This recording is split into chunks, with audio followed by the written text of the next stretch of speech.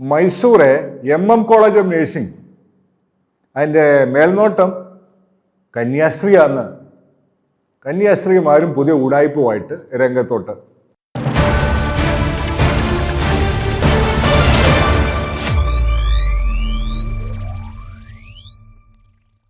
നമസ്കാരം, ഞാൻ M K Thomas. ഞാൻ പറഞ്ഞു കേട്ടോ, ഒരു പരസ്യം കണ്ടാവണ്ട, പരസ്യം കന്യാസ്ത്രീകളുടെ മലയാളി സിസ്റ്റേഴ്സിൻ്റെ മേൽനോട്ടത്തിൽ. ഈ കോളേജ് ഓഫ് നേഴ്സിംഗ് എന്താണെന്ന് ആദ്യം മനസ്സിലാക്കണം. അപ്പോൾ കന്യാസ്ത്രീ ചേച്ചിയെ ഈ കഴിഞ്ഞ കൊല്ലമൊക്കെ അവിടെ അഡ്മിഷനൊക്കെ കുറേ കുട്ടികൾക്ക് വലിയ വലിയ വിഷയങ്ങളായി പോയല്ലോ. അതൊക്കെ പരിഹരിച്ചോ? എങ്ങനെയായി? എന്നിട്ട് വേണ്ട അടുത്ത ഉടായ്പിലോട്ട് പോകാനായിട്ട്.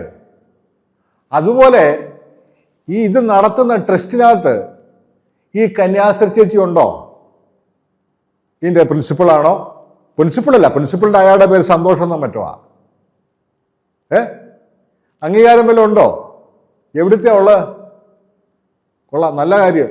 ഇങ്ങനെയൊക്കെയാണോ മലയാളികൾ കുറേ ഏജന്റുമാരും കൂടി കന്യാസ്ത്രീയെ മുമ്പിൽ വെച്ച് നിർത്തി നാട്ടുകാരെ പറ്റിക്കാൻ ഇറങ്ങും. നാട്ടുകാർ പാവങ്ങൾ, അയ്യോ കന്യാസ്ത്രീയാണല്ലോ, അവരെൻ്റെ മക്കളെ നല്ലപോലെ നോക്കും. ഈ കന്യാസ്ത്രീമാർക്ക് അവരുടെ ആ ഒരു മിഷണറിയിൽ പ്രവർത്തനങ്ങളൊന്നും ഇല്ലേ? ഇതിൻ്റെ ഈ മാനേജ്മെന്റ് ആരാ? ആ രാജീവ് ഗാന്ധി യൂണിവേഴ്സിറ്റി എന്ന് പറഞ്ഞ അഴുക്കുചാലിലെ ചില ജോലിക്കാരെ കൂടി ചേർന്നുള്ള ഒരു ട്രസ്റ്റായി നടത്തുന്നത്. എന്നിട്ട് പറഞ്ഞാൽ മതിയല്ലോ കന്യാസ്ത്രീയുടെ മേൽനോട്ടം എന്ന്. നാട്ടുകാർ ഇത് വിശ്വസിച്ച് പോകുന്ന നാട്ടുകാരെ നിങ്ങളുടെ കഷ്ടകാലം. ഞാൻ എന്നാ പറയാനായിട്ടാ? നല്ലത് പറഞ്ഞ് നിങ്ങൾക്ക് മനസ്സിലാകത്തില്ലല്ലോ. ഒന്നൊക്കെ ആലോചിക്കണം. മക്കളെ കൊണ്ട് വിടുവല്ലേ? അതോ മക്കൾ എന്തെങ്കിലും നാട്ടു ശല്യമായിട്ട് എങ്ങനെയെങ്കിലും പോട്ടെന്നും കൊണ്ടാണ് അങ്ങോട്ട് കൊണ്ടുവിടുന്നത്? കഷ്ടപ്പെട്ടുണ്ടാക്കുന്ന പൈസ ആണെങ്കിൽ അതിനൊരു മൂല്യം കിട്ടണം എന്നൊരു ഉറപ്പ് വരുത്തണം. സൂക്ഷിച്ചും കണ്ടുമൊക്കെ പോകാൻ നോക്ക്. അല്ലേ, അവിടെ വളരെ ദുരാനുഭവങ്ങളുണ്ടായ ഒരുപാട് കുട്ടികൾ അവിടെ കിടക്കുന്നു.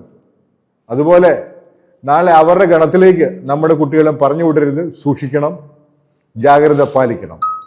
താല്പര്യമുള്ളവരൊക്കെ ചാനൽ സബ്സ്ക്രൈബ് ചെയ്യുക, ലൈക്ക് ചെയ്യുക, ഷെയർ ചെയ്യുക, കമൻ്റൊക്കെ പറ, ബെൽബട്ടൺ അമർത്തിക്കൂ. കൂടുതൽ അപ്ഡേറ്റ്സുമായിട്ട് വീണ്ടും വരാം. നന്ദി, നമസ്കാരം.